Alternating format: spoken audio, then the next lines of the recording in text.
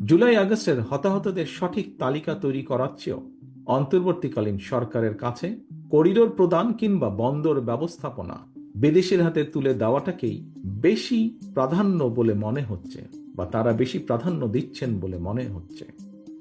আমরা আবারও স্পষ্ট করে জানিয়ে দিতে চাই, করিডোর কিংবা বন্দর দেওয়া না দেওয়ার সিদ্ধান্ত অন্তর্বর্তীকালীন সরকারের অবশ্যই কাজ নয়। এই সিদ্ধান্ত নেবে জনগণের ভোটে নির্বাচিত জাতীয় সংসদ বা জনগণের ভোটে নির্বাচিত সরকার।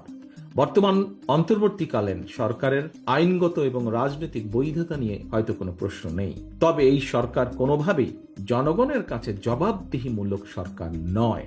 সুতরাং অন্তর্বর্তীকালীন সরকারের কাছে জনগণের ভোটে জনগণের কাছে জবাবদিহিমূলক সরকার প্রতিষ্ঠাই প্রথম এবং প্রধান অগ্রাধিকার হতে হবে।